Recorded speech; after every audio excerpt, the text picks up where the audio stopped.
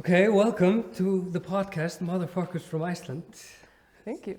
This is Glódís. He's a very good friend of mine and one of my unfortunate friends to have an interesting history to be pulled in here.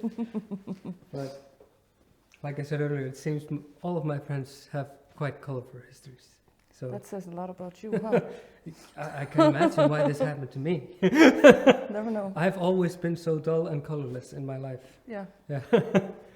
Yeah. So what I wanted to do, I wanted to start to ask you about things I don't know about you, because it's funny in today's world where we're always doing stuff and we're all over the place.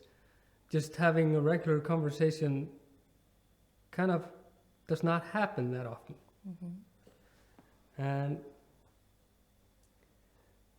you had a colorful childhood, if I'm not mistaken. Yeah. Yeah. In all sorts of ways. Yeah.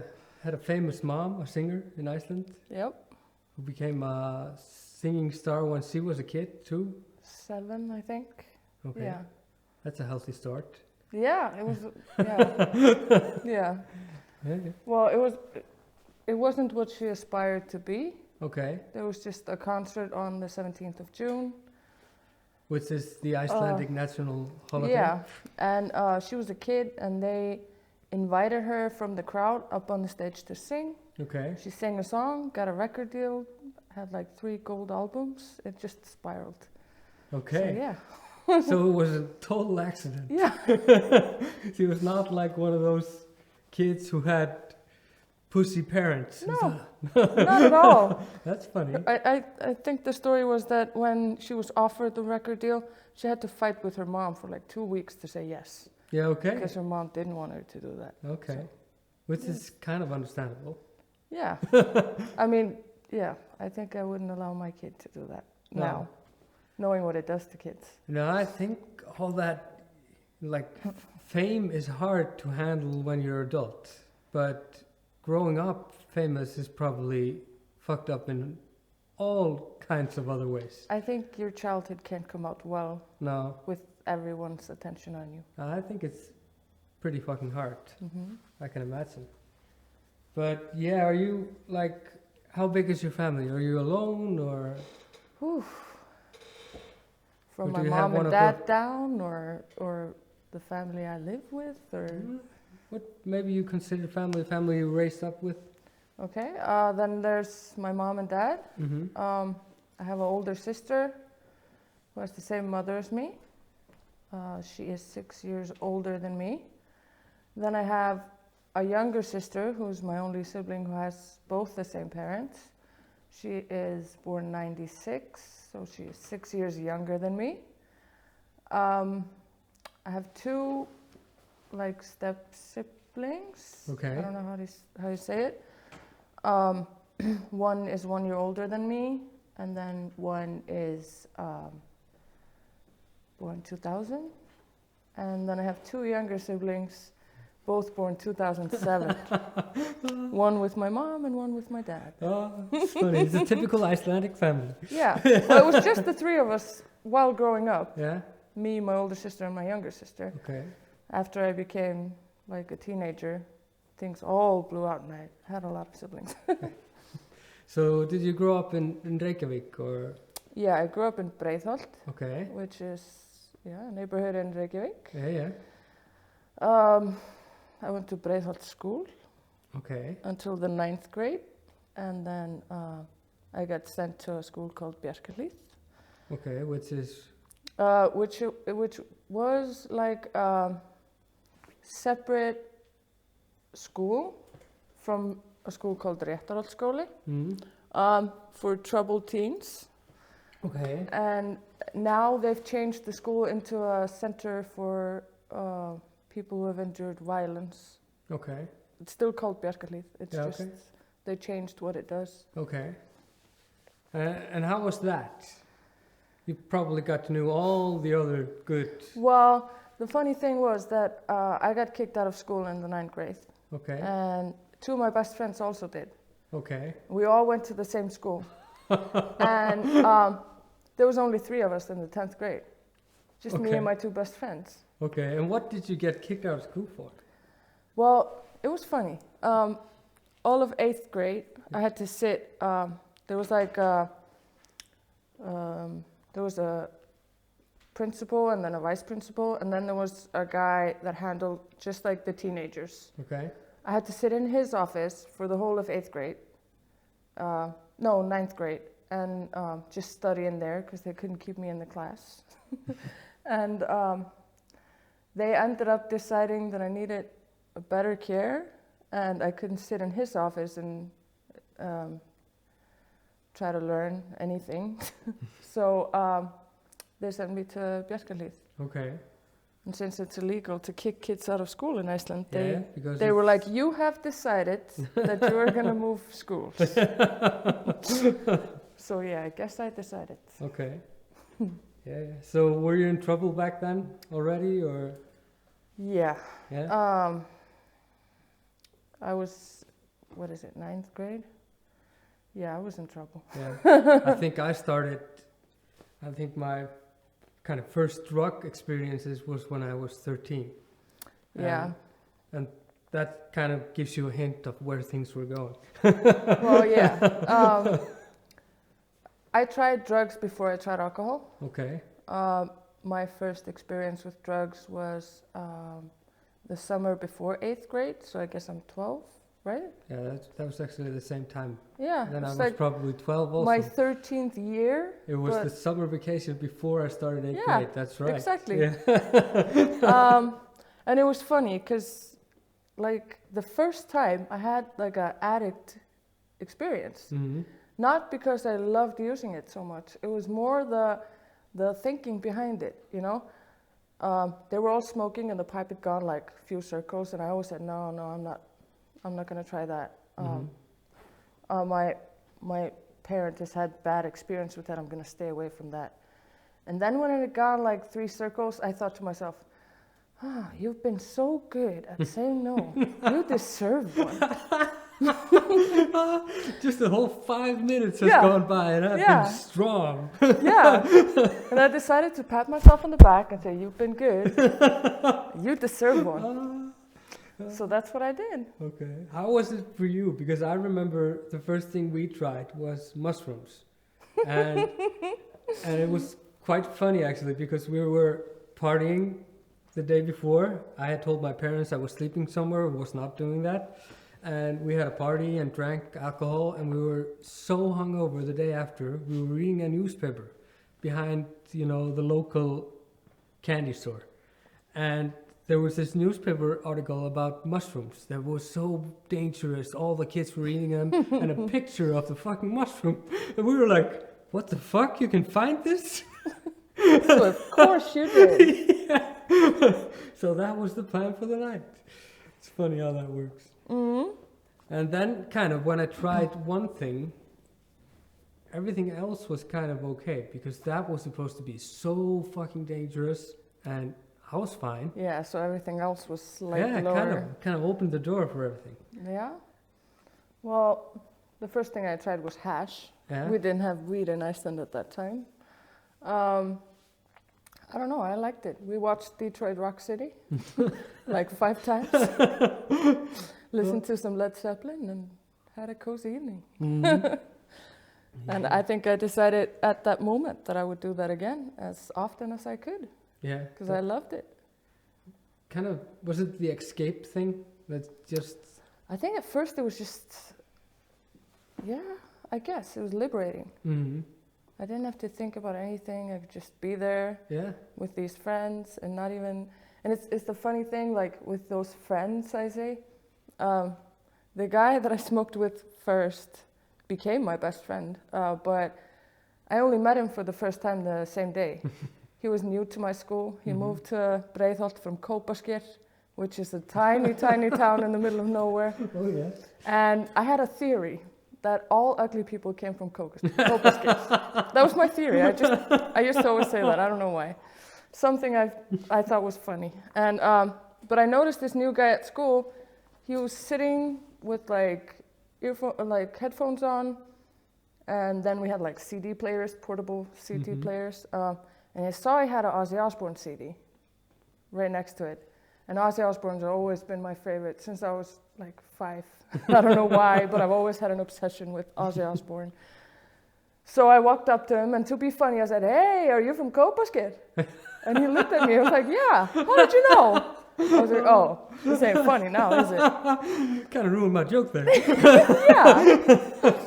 So yeah, it was funny that I say it with all my friends. I just met this guy. Yeah. And his sister called my parents, and he had a sister who was, I think 8 years older than us, or 6 years older than us.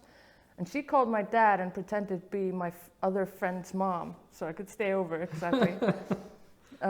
And we used to do that like every weekend. I used to stay there every weekend, and she used to call. And my dad had a relationship with my friend's mom, like a friendly relationship, who was just my friend's sister, not even the same friend. Well, he found out later, though. So. Yeah. He knows today. It's no news now. Yeah. So this was kind of the beginning of your journey, so to speak.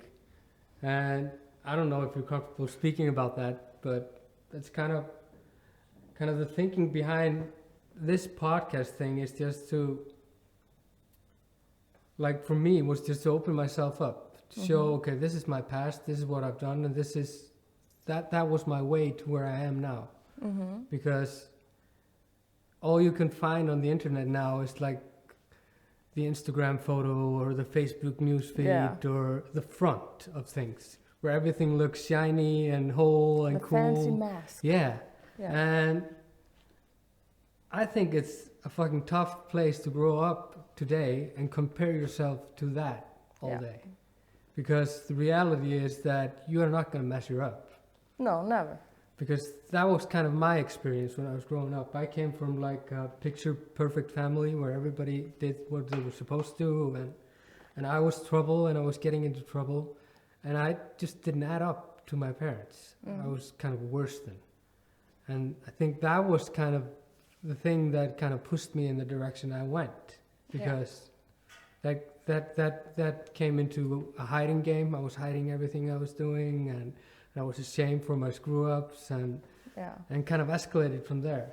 So that's kind of what I'm kind of trying to do here, just to show the other side of the fancy pictures on Instagram. So show the things we usually hide. Yeah. Yeah. Because I think that's more genuine and more cool, even.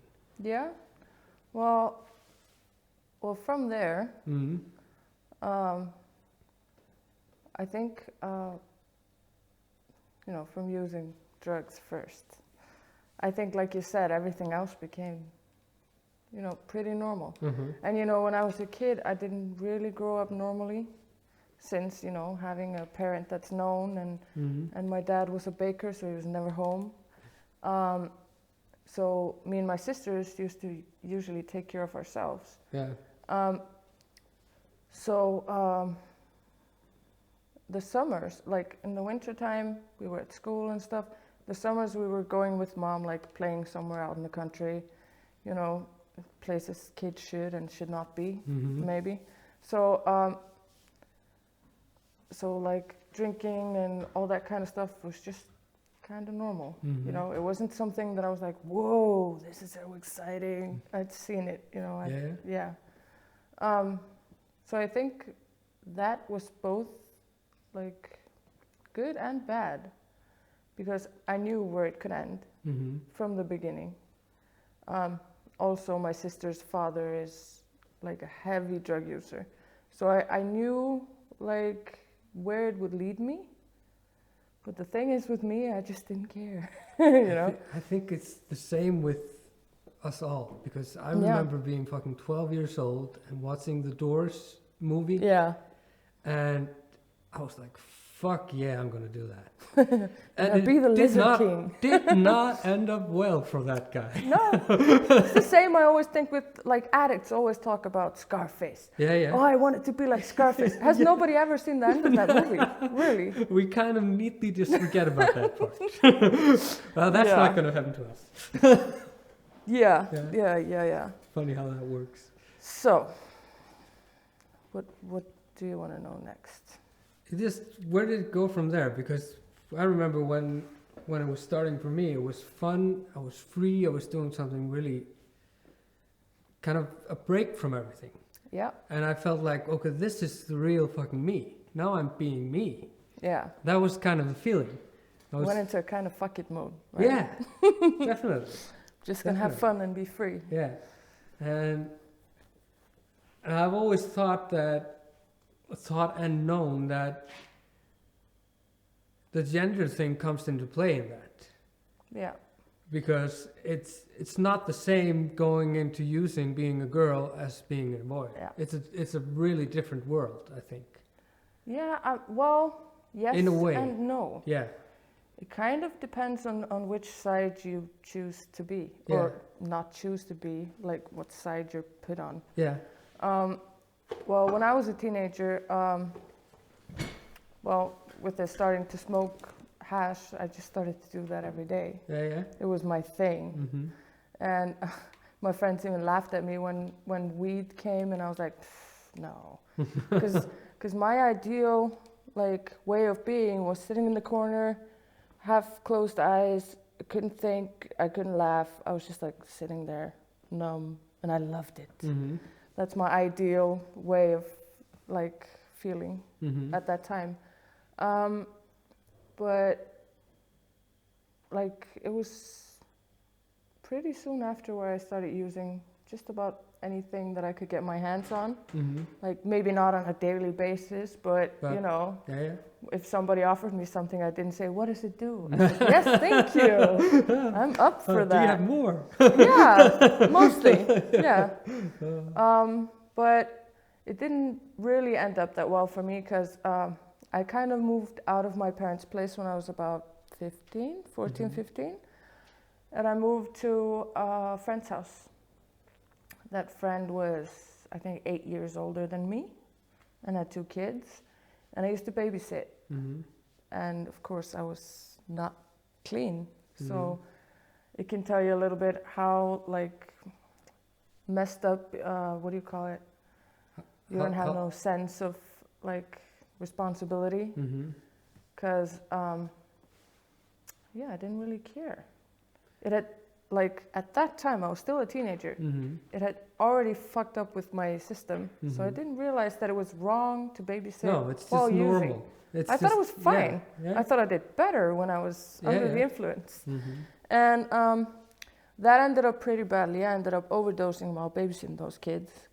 And they got taken from their home. Well, not because of that, but because that was the last straw. Yeah. After that, I had some trouble. I had some pretty big people knocking at my door, trying to revenge for that, if you want to call it that. Mm-hmm. Well, luckily for me, I have a really big dad who could just open the door and they wouldn't come in. But at that point, because I moved back home, my dad actually found me the morning after I overdosed on the steps outside of my home. I'd been beaten up and I had foam on my mouth and stuff. And this is when I'm still a teenager, which is insane, because when I look at teenagers today, I'm like, wow. I thought it was so big. It's a different world today. Yeah, maybe. It definitely is, because when we were growing up, drinking as a teenager was a normal thing. It's not now? It's definitely not now. I have 3 teenagers now, and it's just not the norm. What? So things have changed. It was totally the norm. If Yeah. you were 14 and you weren't drinking, what was wrong with you? You Totally. know? That was just the Icelandic thing to do. Yeah. But yeah, after that, my parents figured out I had a problem. Mm-hmm. Well, duh. I think they knew for a really long time, Yeah. but they'd mostly been busting me smoking cigarettes and drinking alcohol, so they didn't really think it was that big a deal. Mm-hmm. But there, they kind of realized they had to take me to the police station, and I had to give a statement and regarding everything, Mm-hmm. and I didn't remember anything. So there, the wheels started turning of trying to get me out of this situation. Mm-hmm. So I went to Bjarkarhlíð, that other school, and that school was really trying its best. Yeah. I think that I learned a lot of things there, even though I didn't, maybe it didn't help me right then. No, you weren't acceptable. No, I wasn't. You wasn't ready. Yeah. Yeah. And I mean, the staff there, they were so diverse. There was a guy who'd been working at Clapwood for a really long time, teaching me math, and It's a mental hospital in Iceland. Yeah. So, and we had to take drug tests every week. We got, which was kind of funny, but these, what do you call it? They come to your school and show you how bad drugs are. What do you call it? Oh, yeah, I'm not sure. They're just recovered addicts or alcoholics coming to the school and trying to... Yeah, they did that like 3 times per semester instead of once. Like we didn't know what they were talking about. And they made me sign an agreement that if I would fail 3 drug tests in a row, I would get sent to rehab. Okay. And it was not a choice I had. They just make everyone sign it. Yeah. So, 3 weeks into school, and I have failed my 3 weekly drug tests, which was kind of given, you know. But I finished the semester, even though I kept failing, mostly because there was no room in teenager rehab, or what do you call it? But the day I graduated, if we can call it that, I was sent to a place called Stuðlar, which is like a center for teenagers who have troubles either with behavior or drugs, and it's to see how big their trouble is and where to send them next, basically. And how to work with them. How to work with them and how to, you know. So previously I had been there, I think about 10, 15 times to the emergency center there, which is basically set up like a jail. Okay. And kids stay there for up to 14 days, and it's just to stop the teenager before he does something insane, you know. So it's kind of like basically a lockup for teenagers. Yeah, it's kind of like the final straw. This is, we don't know like what to do. The police comes get you, put you there, and you're locked in there for until your parents want to take you home for maximum 14 days. But I went in there and I tried to play really nice, and I thought I was really getting away with it to get out of there. I mean, they trusted me to have a job, so I could take the bus in the morning to my job and then back there, because I was good. But the psychiatrist there saw through me. So they, on the day that I was supposed to like get out, and nobody told me anything, a woman from Child Protection Services comes and picks me up. And I'm like, and then she starts driving out of Reykjavik, and I'm like, where are we going? Oh, you're going to Háholt. No, Hvítárbakki, which was like a rehab center for kids that had no time limit. It was like, you'll at least stay there for a year, but you can until you're 18. Fuck, how did that feel like? It felt horrible.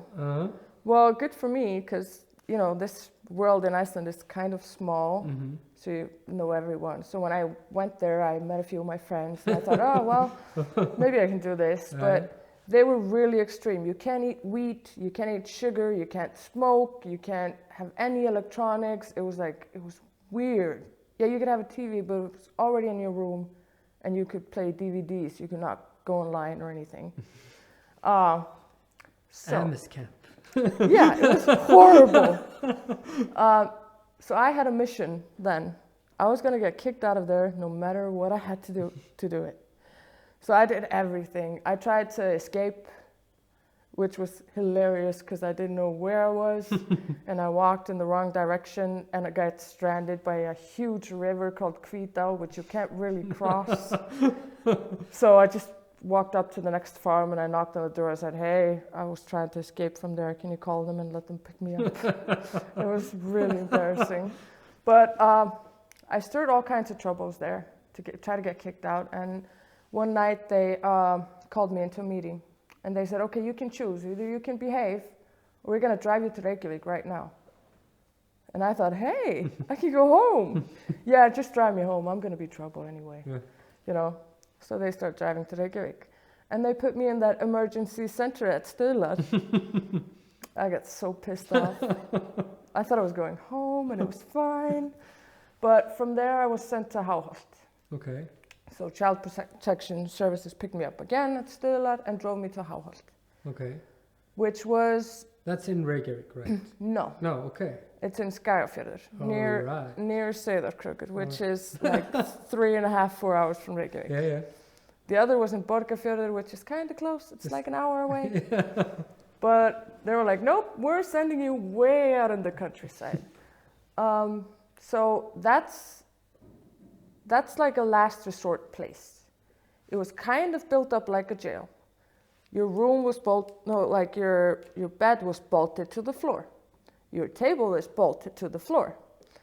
You have to wake up at 7 and go to bed at 10. You know, you get 5 cigarettes a day and they hand one to you and light it for you because you cannot have a lighter. And like there are cameras everywhere and they have they closed the place down now, but they had like one room that only had mattresses in it to lock you in if you were not good, you know. Okay. It was called the teenage jail. It wasn't a jail, it was a rehab center. Yeah. But it was called that because if you were a teenager and you broke the law, you could do your time there. Okay. Because it was like structured enough. Yeah. And that was 6 months. And the funny thing is that I liked being in there. Okay. I liked having just one place to stay, you know, because that wasn't always the case. And I liked just getting food when I was supposed to get food, and you know, and I liked the staff there. Okay. They were really nice, and they helped us a lot. Okay. So 6 months are up, and I don't want to leave. I'm probably the only teenager that just said, "Can I please just stay? Do I need to go home?" But it wasn't because I didn't want to go home. I just had nothing to go home to. Mm-hmm. My parents didn't want me. I didn't know where I was going to stay. And like, I had no idea what was next. Mm-hmm. And I was scared because I had already been clean for a little bit of time. And there was a lot going on at that time. So when I'm in that rehab center, the police shows up. And they like, "Hey, can we talk to Glódís? She's a witness in a case we're researching." Mm-hmm. And Alan, the guy that was the head of that institution, Mm-hmm. he comes and talks to me and said, "Hey, the police are here and they want to talk to you." And I thought, uh-oh, what have I done? And they came and talked to me about a guy that they had arrested, who is a very important lawyer in Iceland, and my friend had interactions with him, and her parents were suing him. Okay. And they saw on his phone records that he had called me about 70 times, Okay. and they were wondering why. So I was talking to them, and I was trying to not say anything, because when you're a teenager, you don't want to talk to the police at all. But they were talking to me and asking me about some stuff. And all of a sudden, they just kind of looked at me and said, "Why do you look so gray?" I was like, "What?" "Oh, we're not going to talk to you anymore." I was like, "What? Why?" And then they realized that I was part of this case. Okay. So this was a lawyer that mostly defended child molesters. Okay. And he worked like interviewing kids that had been molested, but was molesting kids himself, which is insane. Fucked up deal. Yeah, so he used little girls that were using drugs, and then defending child molesters, which was insane. None of the girls were over 18 at all. They were all like 14, 15, 16, 13, something. So that was also part of why I was scared to go out of there, because I didn't know, because I had then talked to the police, told my story, and I didn't know what would happen. When I came out, as I said, my dad didn't want me. My mom just kind of disappeared when I was 14. Okay. She went on a 3-week vacation to America and never came back. Okay. Which is not good for a 14-year-old girl. No. So my dad had the great idea that since he didn't want me, he was just going to rent a room for me somewhere else. Great idea. Downtown even. It was really nice. For me. Yeah. So I just kept on using. Yeah. I met a boy that I dated for 3 years, which was insane. The relationship, we were both insane, not just him. During that time, I was mostly drinking. I had some, weekends or weeks where I would use, but mostly drinking, but drinking a lot. Like when I was 18, I got a lot of money because that thing with the lawyer went through, and I got 1.5 million from that, and it went into like a closed bank account until you're 18. We do that in Iceland. And I also had all of my confirmation money on there and everything. Which is a big deal also in Iceland. Yeah, I got like 500,000 or something. So I had about 2 million cash on my 18th birthday. Which is not good for anybody in that situation. I spent it during one weekend. Yep, I can imagine. I rented a hotel room. I bought a snake. Some sunglasses. As you do. Yeah, some sunglasses and ecstasy for the rest. Yeah, so mostly drinking with a few side steps. Yeah, but I'm a bit curious about one thing. When this case comes up about the lawyer thing, was there any help provided, therapy or? Well, no. Since I was locked up in the middle of nowhere, there wasn't really any of that. No. And I don't know, they just came and talked to me, and then, of course, they didn't want to talk to me anymore because they realized, like I said, that I was part of it. Then I was sent to the police on Söderkrókur to just do like a photo lineup thing. Then I went to Reykjavik and I had to sit down in a chair like this, in a room with like a mirror like you see in the movies. Yeah. And with the camera in my face, and I had to tell them everything that happened with him standing on the other side of the mirror. How fucked up hard is that? It's fucked up. Yeah. And it makes a difference if you're someone important or if you're not. Because I know he was standing on the other side because Alan, the guy that was like the head of the institution. Head of the institution I was at, he told me he saw him. Yeah. I wasn't supposed to know, Okay. After that, I didn't hear anything until the sentence. Okay. Nothing. I know that I talked to someone in Barnahús, which is like a center for kids that have been abused. Yeah. I didn't remember her at all because I went to Bjarkarhlíð, the same thing as my school, 2 years ago to try to deal with this because I never have. And the woman who greeted me was like, "Hey, I know you." I was like, "What? I've never seen you before." She was like, "Yeah, I talked to you in Barnahús. I talked to you a few years ago." I don't remember it. I guess that what your brain does sometimes, it just blocks things out. Yeah. So everything involving this case kind of came later.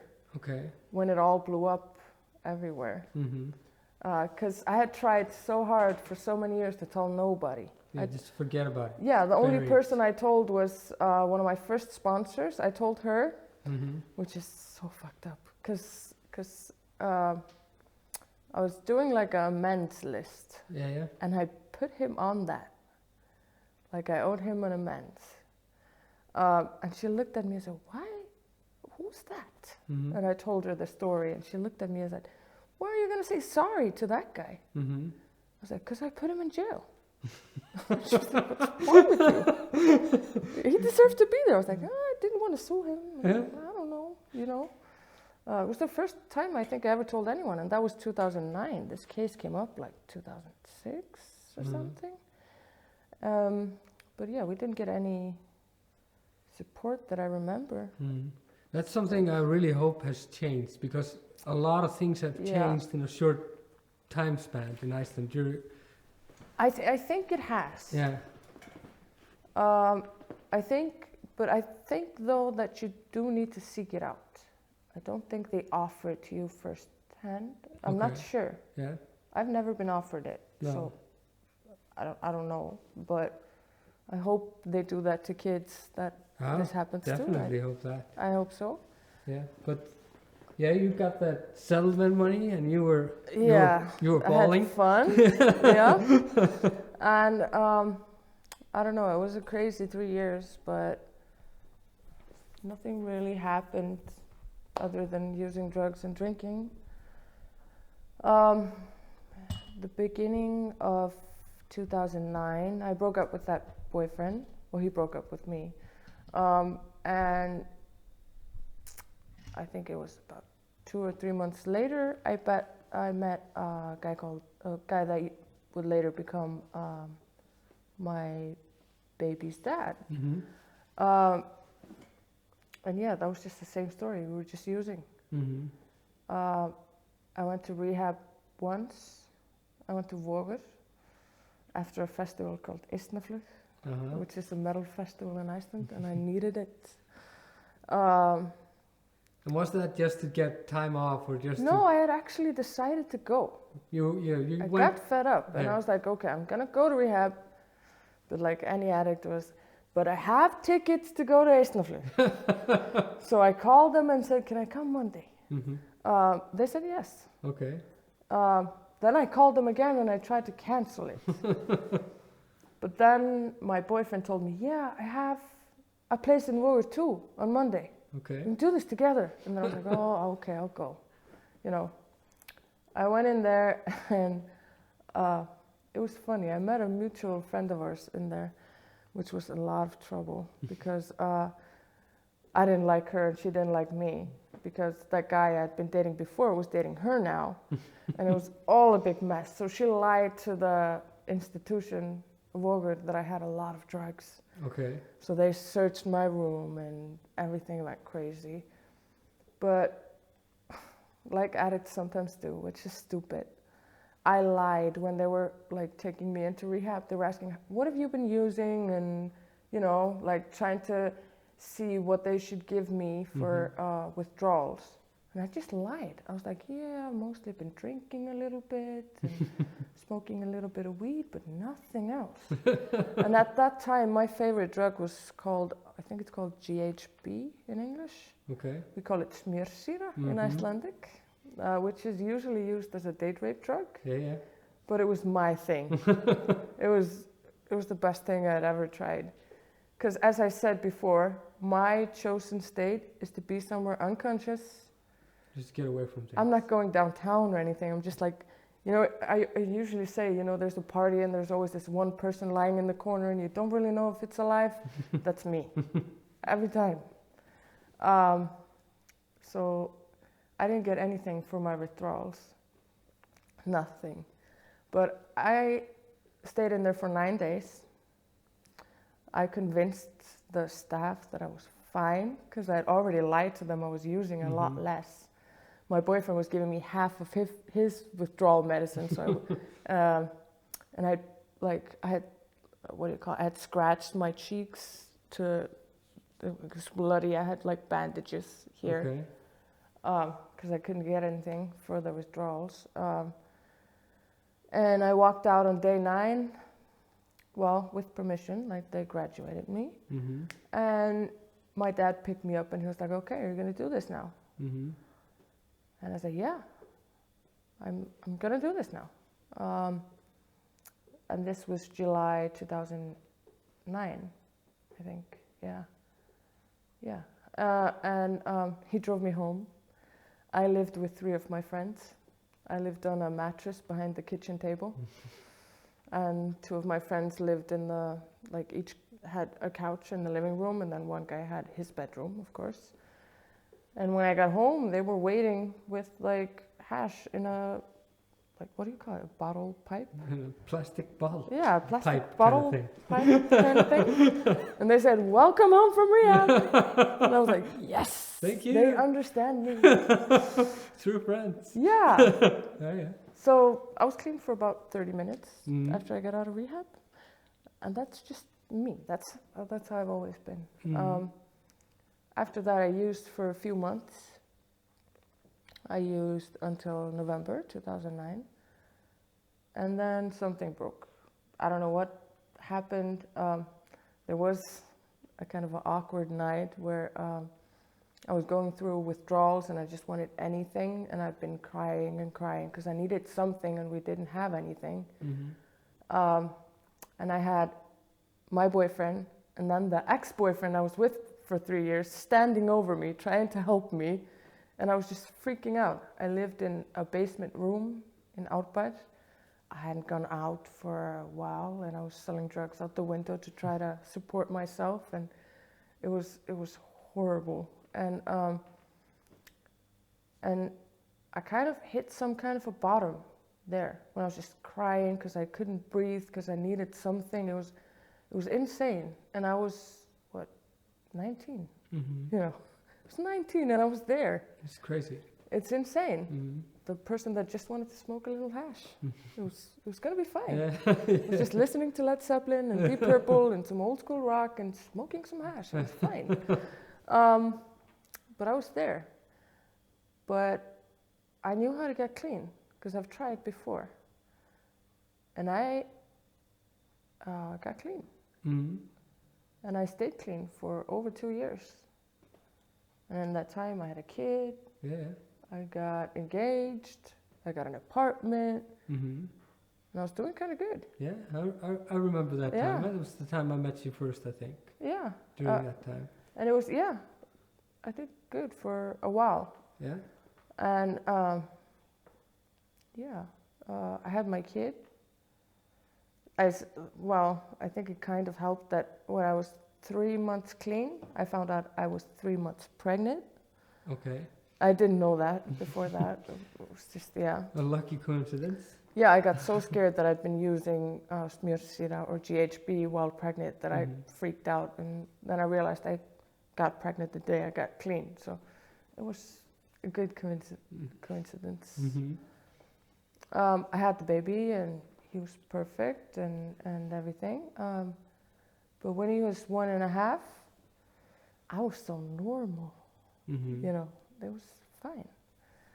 So I started drinking. Yeah. And a month later, I had crashed my car.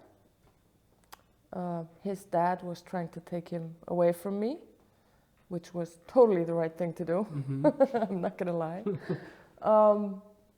And I was losing the apartment because I don't go halfway and I just go all in, whatever I do. Yeah. And my engagement, of course, was off because he was still clean and I was insane. Uh-huh. And I think every day since I relapsed, I thought about getting clean, like every day. Mhm. And I was like, I'm gonna do this tomorrow. I'm gonna go there tomorrow.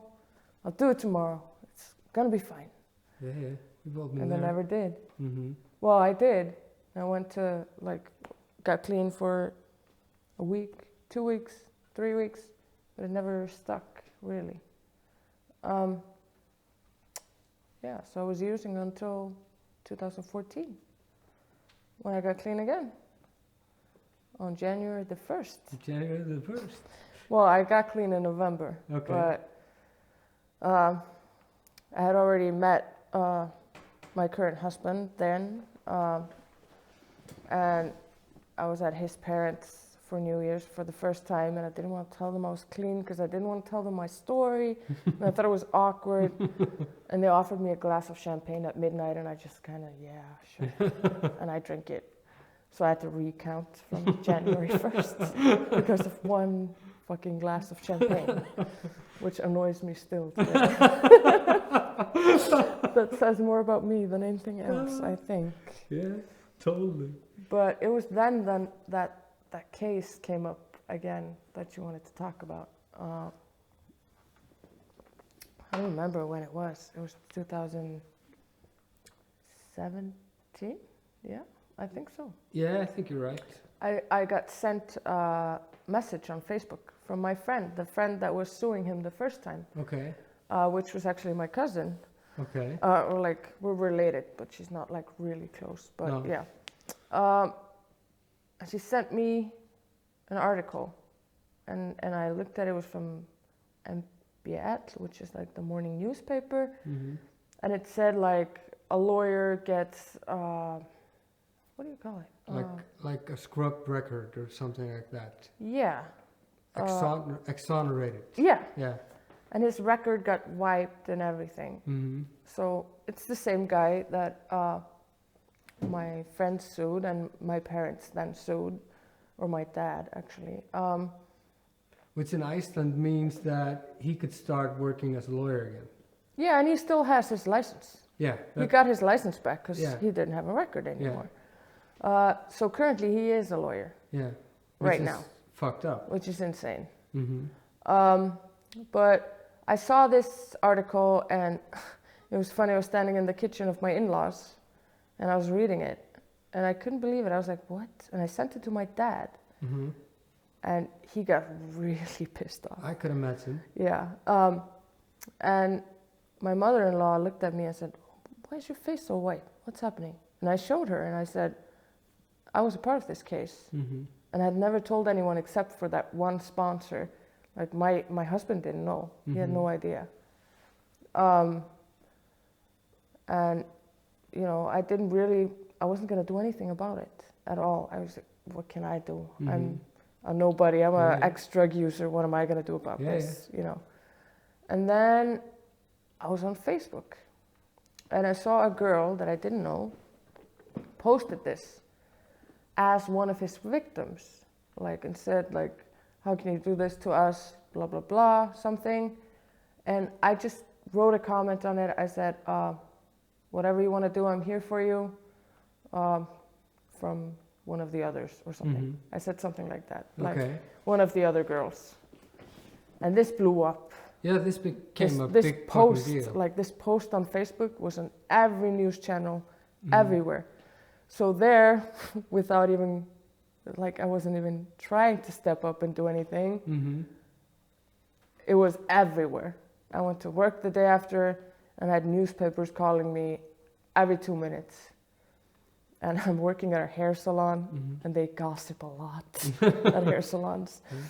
So it was all that was talked about for weeks at my job. That must have been tough. It was, mostly because people didn't know I was involved. Mm-hmm. And they were like talking shit about us sometimes and sometimes like not believing us and saying that we were just, because he had money, we were using Yeah, him. this comes into a fucked up factor Yeah. in this because somehow in this messed up world, if you're a girl and you're an addict, Yeah, it just equals you're asking for it. Yeah, that equals you're agreeing to get abused by an Yeah. older rich guy.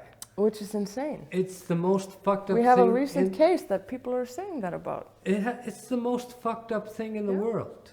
It is. Because, yeah, I had a conversation with a friend of mine the other day who had exactly that opinion, but they came out of their free will, and I was like, yeah, okay, then it's totally cool to drug rape them and just keep them hostage. Why don't we just all do that? Yeah, Since exactly. that's okay, they're just addicts. Yeah, you know, And- nobody cares. And I think it does not come from a hate place. I think it just comes from ignorance. Yeah, it is. Like most like judgmental people are just ignorant, I think. Yeah, Because they haven't looked into it, they haven't tried to look into it, and they just, yeah, assume something. yeah.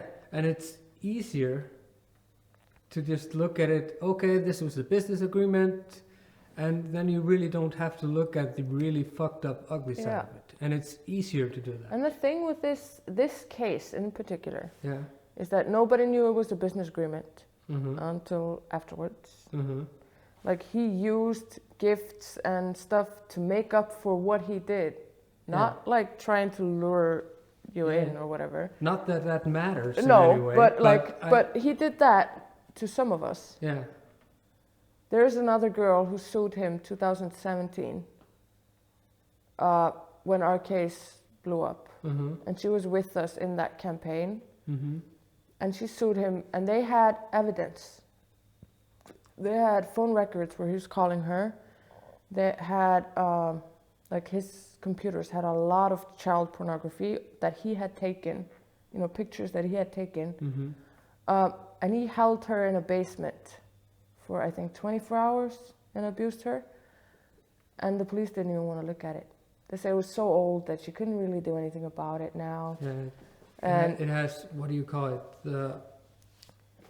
Yeah, but it wasn't at first. No. The time hadn't passed first when she sued. Really? Yeah. Okay. And then they lost the evidence. They couldn't find any of the evidence. They didn't know where it went. And then when they finally found it, it was too late. That's fucked up. Which tells us more about our system than anything else. Yeah, because he was really connected to the biggest political party in Iceland. And yeah, things get fucked up when you get money and power involved. Yeah, somehow. he was really involved in one of the biggest politicians, what do you call it? Political party? Yeah. Yeah, here in Iceland. And this, actually, I remember this case had a turning point for the government in Iceland. Yeah, and they changed the law because of this. Yeah. Well, like when this first blew up, everybody wanted to talk to us, to get our side, blah, blah, blah. And they tried to call him, like the newspapers, and he just didn't want to talk to them, of he course. Had changed his name by that? Yeah, he changed his name. He used the name Robert Downey, so if you Google him, you just get the actor, which is really smart. Yeah. But he's easy to find online, though. Yeah. You can find him on Facebook, in 2 seconds. He's not the brightest one in the bunch. Well, this all blew up. This girl steps forward. I comment on her post. Another girl comments on her post. There's 2 girls that have never stepped out that I know of, that I know personally. This friend of mine, she never stood up and said anything. And another childhood friend of mine that I knew was a part of this. I think she doesn't know that I know, but I know.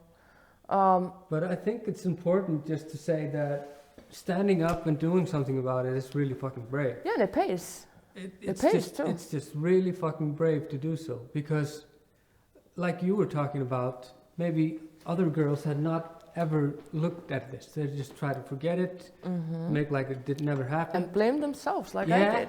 I thought it was my problem because I was fucked up and I didn't do anything about it. You know, which is really sick way of thinking. Yeah, but that's just what you do. That's what you do. It's exactly like what you were saying before, like when you're a girl and doing drugs, you tend to just kind of stuff everything down and just say, it's just this life, you know. Yeah.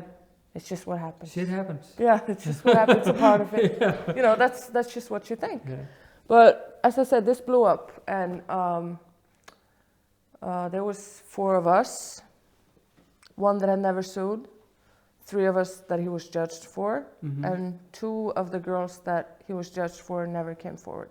They didn't want to. No.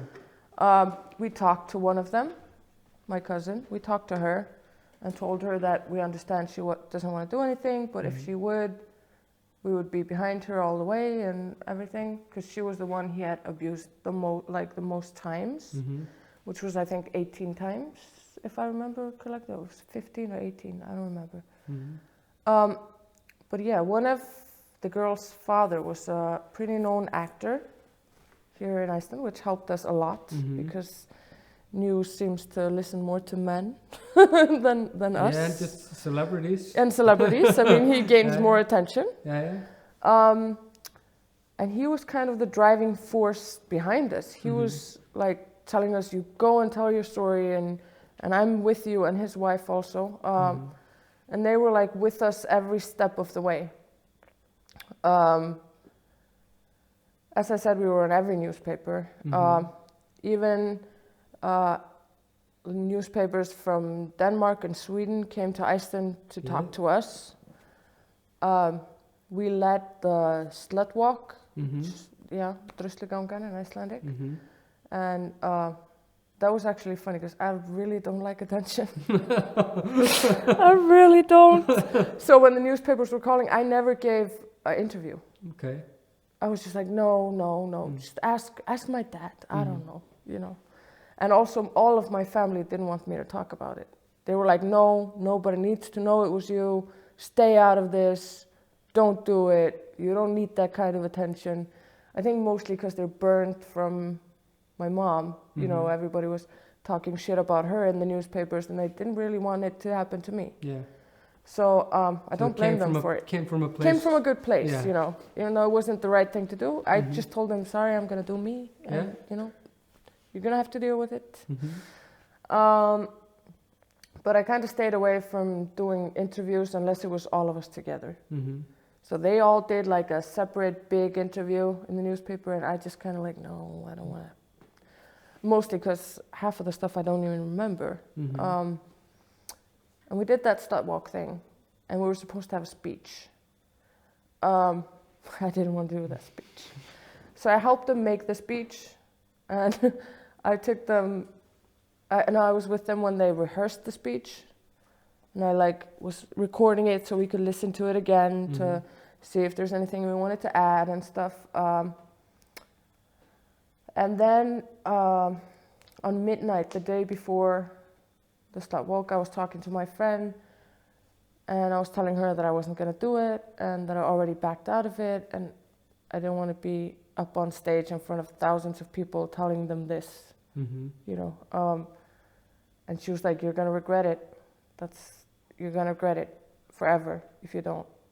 So I ended up calling the girls and said, okay, I'll do one verse of the thing, you know. And they took turns and like in the end I came in and talked the rest. And it was insane. After that, they really started to notice us, the politicians and everything. And they made like a special committee on Congress about this case,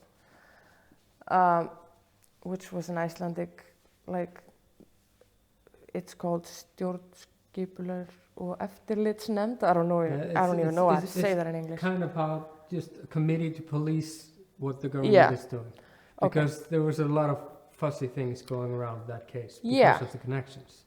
Yeah. Well, he had to get 4 letters of recommendation to get what do you call it? Indicted. I don't know what it's called. I remembered it earlier. Now I forgot. Yeah. But he got his name cleared. Yeah. Yeah. And there was a guy that owns a famous sporting company in Iceland called Henson, which was one of them, who later came in public and has now published a book about how sorry he is. Well, it's in his book, but he called us into a meeting to say he was sorry, and he did. And we asked him to take back his signature because you can. And as soon as we left, he just made fun of us and just said, I'm not going to do shit. So now he's still whining about people judging him for that, but he really he just fucked up. And he got really mad at us because some important people had ordered millions worth of sporting goods from him, and they decided not to do business with a man like that. And he lied to us that he didn't know him. Well, we found out they'd been childhood friends, been friends forever. Then there was 3 other guys that never wanted to talk to us, but one of them was somehow connected into the largest political party in Iceland. Yeah, he was the dad of the leader of that party. No, actually not. No. There was 2 of them that got this at the same time. Okay. And he signed for the other guy. Ah, okay. So sorry about that. But this political party, this like thing, what do you call it? Umsókn. Umsókn, ertu að segja það? Nei, umsókn. Like the papers he applied. Applied for to get his name cleared were pushed through, while the person who was supposed to go over it was homesick, like in a sick leave.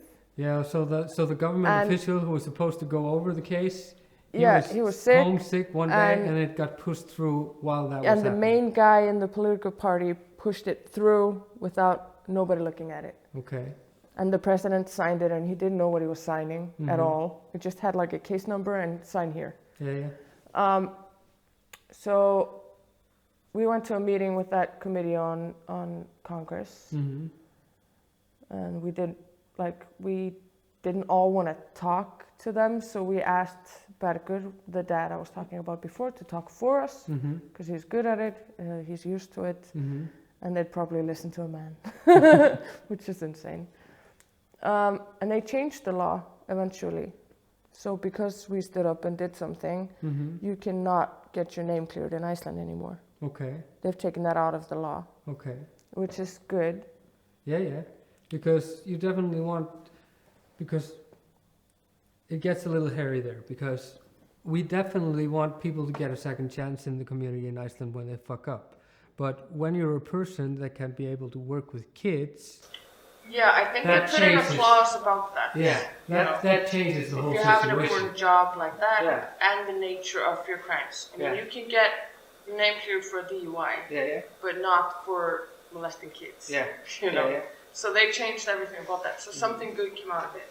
Definitely. But as we said, mostly what we wanted was to take this back, so he would get his record back. Yeah. That was possible. And also that just people would know about it.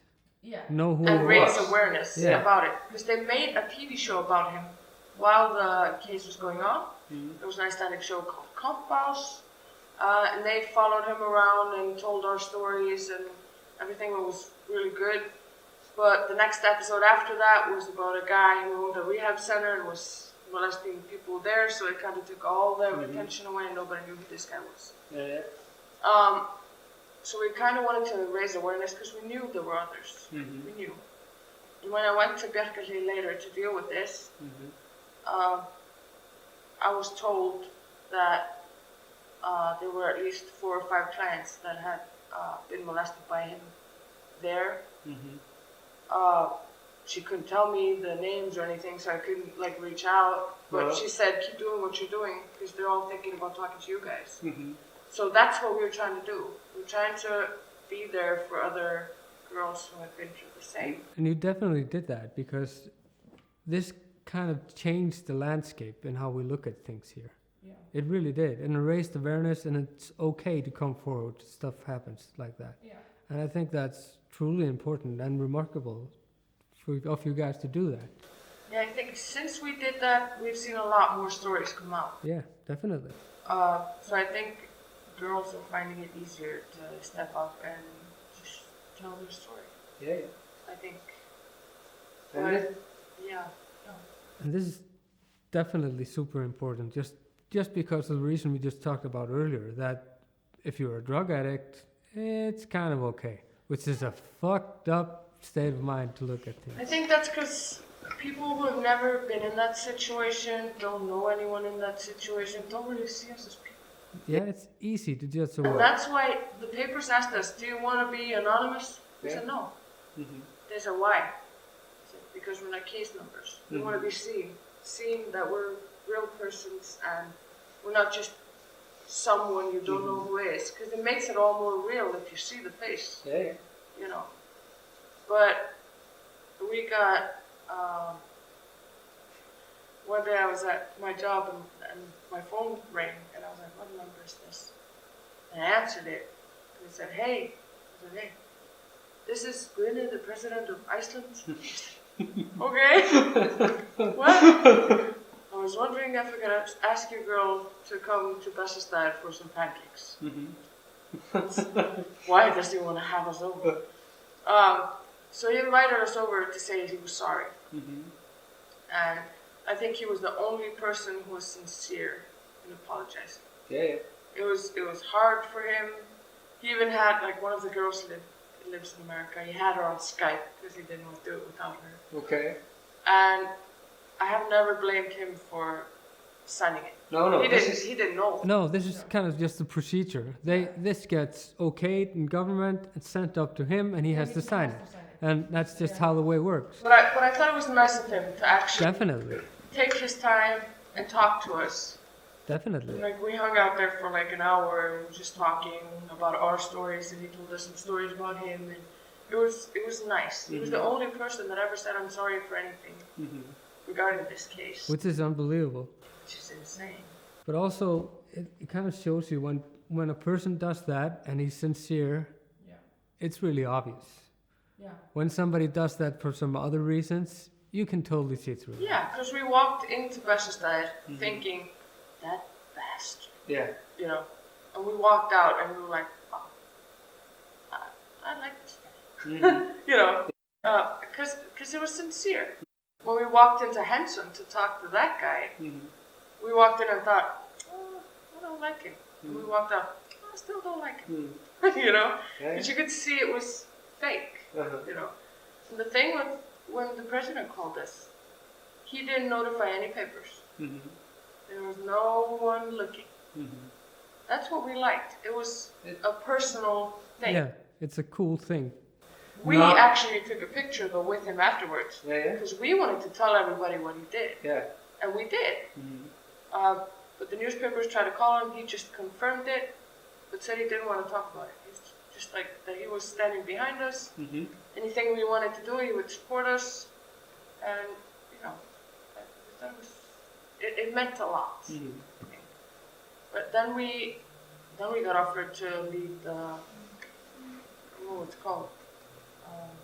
UN Women has this thing every year where they march with lights. Okay. And they pick a group or a woman who's done something amazing for women to lead it. So we led that. We got, I don't know how to say it. It was like a humanitarian award, I think. Yeah. We got that for working, I can say it in English, maybe you can translate it. Okay. Fyrir gott starf í þágu mannúðar og mannréttinda á Íslandi. For good work in humanitarian. This is the only trouble in doing this in not your mother tongue. Because there's some really long words. Kind of, you know. And we also got some prize from a political party called Piratar. I think it was the Peace Prize. Yeah. Because we were helping people achieve peace. Okay. In heart. But I think the best thing that came out of it was that we girls met. Yeah. Because we've been a support for each other ever since. We still have a Facebook group. We talked yesterday, you know. And we're kind of just like sisters now. Because if you go through something like this, and then you meet the people and you have like a support system with that people, it kind of makes you, you know. Yeah, we know about this. It's basically the same. Yeah. You know. Yeah. For addicts, and then for like people who've gone through this. Yeah. So yeah, but he's still fine. He lives in Spain, so Yeah, who cares about that guy? it's cozy. Yeah. But at least everyone in Iceland knows his name. Yeah, everybody knows who he really is, which is a pleasant thing. So it's harder for him to keep on doing that to Icelandic girls. I don't know about the girls in Spain. Yeah. Yeah. This is a very difficult subject because, like we said, we're pretty liberal in Iceland to people that do fucked up things and kind of turn their leaf and do different kind of things. Yeah. And that's definitely something we want. Yeah. But it becomes harder in cases like this. It has to have a limit. It has to have a limit, but even that, I'm not sure where to draw the line, if you know what I mean. If you're a repetitive offender, maybe. Yeah, maybe. Of violent crimes. Yeah. I can. It'd be a good line to draw. Yeah. If you steal from a convenience store 50 times, I mean, I don't care. Yeah, but, it's a different thing. Yeah, it's a way different thing. But I've been actually thinking a lot about this these other days, and what I always come down to is think of my own story, because I did some ugly stuff. And the way out for me was that I had to kind of forgive myself to be able to change. And I think the bottom line is we want that for everybody, I think, because it's better that people change than they continue doing the fucked up things they're doing. So I think this is something we have to learn about in the future. How do we think about these things, and how do we deal with these things? That was actually a point in that that I forgot, that some newspaper asked us once, has he tried to contact you? To say that he's sorry, or just admit what he did, because he always denied it. Don't get me wrong, I'm not talking about that specific. No. But he said no, I haven't heard from him. Later, when all of this was over, Bergur, the dad I was talking about, he told us he did call. He did call us. We didn't know. The whole time this was going on, when it started, he did call. Well, his lawyer called. And they wanted to meet us. And they called Bergur because he's a man. And Bergur said, yeah, I'll meet you. I'll do that. So him and his wife went and met them. And his lawyer was trying to make a deal. A money deal. For us to shut up, like how much do they want? But I'm glad that he didn't tell us until afterwards. I mean, we would have never taken the money. No, I don't doubt it would have went somewhere way else. If that would have been the case. But I think it's really brave, and this is one of the things I'm just proud of you being my friend, because I know you from other situations too, and I see you do good in many places, and that's kind of where I was going with the coming back thing, because we want more people on this earth doing that thing, and hopefully someday we will find the balance to even reach these other crimes we cannot forgive today, because the bottom line is we just don't want people to do it. If there was a way that I knew of, rehabilitation that worked, I would pay for him to go there. Because I mean, just because I just like that. I was thinking, like, how does he feel? Which is weird, but I do. I mean, he can't feel good knowing that he did all these things. He needs help, I hope he gets it. I don't know where that help is to find. Well, I have no idea either. But I hope he does. If he would call me one day and said, hey, I've had rehabilitation, I've had some time to think, and I'm sorry, and blah, blah, blah, I would consider it. I would. Because I believe in that people can change. I mean, I've changed a lot. I'm not even close to the same person I was. So I can't say that he could change. Or anybody for that matter. You were talking about your story. I have some friends with pretty disgusting pasts. I don't care. They changed. I think we're actually, despite we've been criticizing how people are in Iceland, I think this is the one spot where we got it way better than a lot of other countries. The way back is easy here. It is. And I think that is something that should be more of in the world, because at the end of the day, we just want people to do good. Well, I was talking about it the other day. My family was here from America, and I was talking to my stepdad, Joe, about this. I was telling him how the prisons in Iceland are, that they're kind of nice compared to the prisons in California, for example. And he was like, I don't understand this. I mean, they're supposed to be locked in a cage and blah, blah, blah. And I said, that's not what we want. We want them to get better, them to go out there and do good. We don't want them coming worse out than they came in. It just makes no sense. No, definitely not. So I think that's good about Iceland. And I also think there's all sorts of things. Like when I was a teenager, I went to all these rehabs. They have all kinds of things where you can get help. For anything. And that was actually pleasant also to hear from you, because if you go back like 10 or 20 years before, this was not the case when you went to a place like this. And like I have heard stories from the place I was in that were like violence and stuff. Yeah. I didn't connect to that at all. No. If it wasn't for that place, I'm not really sure I would be clean today. Mm-hmm. Because even though I didn't I didn't stop using drugs when I was there, or like after I came out for a few years, it did something. Yeah, foundation was laid. Yeah, and that person I was talking about before, like the chair of that institution, he helped me more than anybody through this case, for example. Like my mom was in America and wasn't there, and my dad had a new family and he wasn't really paying attention to me. So if it wouldn't have been for him, I don't know where I would have ended up. So it was funny because I've also done some work for a thing called Geðhjálp. They also have bipolar disorder. Yes. And he was doing that. He called me and he said, "Hey, we're gonna do like speeches in front of politicians about drug addicts who also have mental problems and how the system can work better for them. Can you do it?" And as I said before, I hate attention. So I thought, oh my God, I can't. But I said, yes, I can, no problem. And I did. Yeah. And it was because he helped me. Yeah. You know, because if you get help, you keep helping.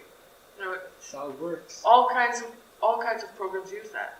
Help others to help yourself, and that's worked. Yeah. And I've been able to use this case that we were talking about to help so many other girls. I can imagine. Like I do that almost every day. Yeah. Like I got a call 2 days ago from a girl that I don't even know, and her friend pointed her to me because of a case similar to this. Okay. Yeah. We lost audio. All right. Should we try again? Yeah. How about that, huh? How about that? I think we have to take it from the start, where we had dropped off last time, and we were talking about mental illness. And you helping the guy who run the institution you were on as a kid. Yeah. So we had to talk on panels. Yeah. Along with people who manage this, like the head of the hospital and all kinds of, people that deal with this. And we had to just tell our story. Yeah. So we were mainly thinking about support after rehab, dividing the sexes, special for women, special for men, and individual help, not the groups. Not everybody go the same way and do the same things, but like individual treatments. And after you come out of treatment, what happens then? Yeah. Because addicts tend to just walk out of rehab and do nothing because they have nothing to do. Yeah. Nothing's changed. And if you have a mental illness as well and you have to be on medication that you can use as drugs, it can be a little more difficult. Yeah, I can imagine. Yeah. I don't have that history, but I can imagine that just like an added step of difficulty of getting your shit together. Yeah. Yeah, but like I have tried to say before without having any audio, is that I know a little bit about what has happened since.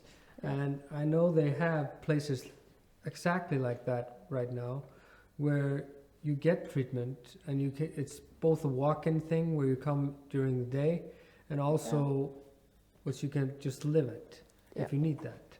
And if you kind of relapse, it doesn't matter. It's just an ongoing process and we're just trying to get better. That's what we wanted. Because usually when you're an addict, what's the most normal thing for an addict to do? Yeah. It's to relapse. Yeah. And all these after treatment things that we had that thing about, if you relapse, you're out. Yeah. And I think we're kind of maturing in how we deal with this and and I think we're going the right direction in that Yeah, I think these so matters. But you've been doing a lot of things since, also just in your personal life, and too. Yeah. you have a growing family, and you just got married. Yeah. Yeah, So now I've been clean for 6 years. yeah. And I think I've achieved that by using everything I've been through to help Mhm. others through similar stuff, which is what I love to do. Especially the case we were talking about. I've been able to help a lot of women with that, Mhm. that kind of issues. And, you know, just helping other addicts get clean. So I've basically built a lot of my life around that. And yeah, I've done a lot of things. I tend to work too much, have 2, 3, 4 jobs at a time. Yeah, kind of seen that. Really? I think my first year clean, I was working maybe like 16 hours a day or 18 hours a day, a little sleep. Mhm. I don't recommend that, by the way. But now, today, yeah, I just got married. I have 2 kids. And yeah, just enjoying life, I Yeah. think. Yeah, we met each other through that situation, and it's been fun, kind of doing stuff with you in Yeah. that situation, Yeah, helping others to be clean and stuff like that. we've changed together. Yeah, Yeah. yeah. But it is. Yeah. Yeah, I think we're there. It's been Yeah. a breeze and easy to talk to you, have this talk, and thank you for coming. You're welcome. Thank you for having me. Hmm. All right. Thank you. Thank you. Technical support also.